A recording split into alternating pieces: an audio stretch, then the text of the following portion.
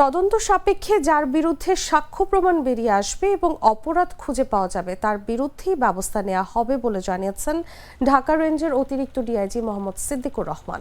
বলেন, জড়িত কাউকে ছাড় দেয়া হবে না। সোমবার দুপুরে রাজবাড়ীর গোয়ালন্দে ইমাম মেহেদী দাবি করা বিতর্কিত নুরাল পাগলের বাড়ি ও মাজার পরিদর্শন শেষে এসব কথা বলেন তিনি। ডিআইজি বলেন, বর্তমানে আইনি এবং গ্রেফতার কার্যক্রম অব্যাহত রয়েছে।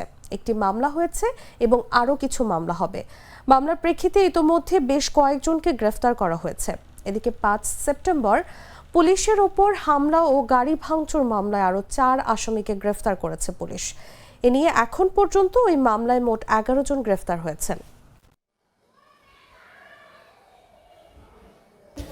আপনারা তো সবই জানেন, এখানে প্রশাসন কার্যকরী ব্যবস্থা গ্রহণ করেছে। পোশাকি পুলিশ ছিল, পোশাকের আদলে সাদা পোশাকে আমাদের গোয়েন্দা তৎপরতা ছিল আইন শৃঙ্খলা বাহিনীর পক্ষ থেকে। সেটা শুধু পুলিশ নয়, র্যাব, তারপর আপনারা জানেন এখন যৌথ বাহিনী আছে, সবাই কাজ করেছিল। হঠাৎ করে এটা জুমার নামাজের পরে আপনার যেটা হয়ে গেল, শান্তিপূর্ণ সমাবেশ থেকে হঠাৎ করে অশান্ত হয়ে গেল। পরবর্তীতে আইন শৃঙ্খলা বাহিনী তাদের ভূমিকা পালন করেছে। যার বিরুদ্ধে তদন্তে সাক্ষ্য প্রমাণ বেরিয়ে আসবে, যার অপরাধ খুঁজে পাওয়া যাবে, তার বিরুদ্ধে ব্যবস্থা নেওয়া হবে। তাতে সে যদি প্রশাসনে থাকে তার বিরুদ্ধে হবে, প্রশাসনের বাইরে যদি থাকে তাকেও ছাড় দেওয়া হবে না।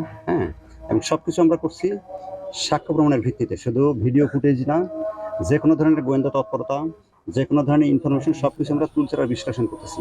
বিশ্লেষণের প্রেক্ষিতে আমরা যখন নিশ্চিত হব যিনি প্রকৃত অপরাধী তাকে আইনের আওতা আনা হবে। আপনার প্রিয় কাপড়ের যত্নে এলো এনজাইম সমৃদ্ধ Arik silver wash detergent powder 500 গ্রাম মাত্র 70 টাকা। প্রিমার্ক।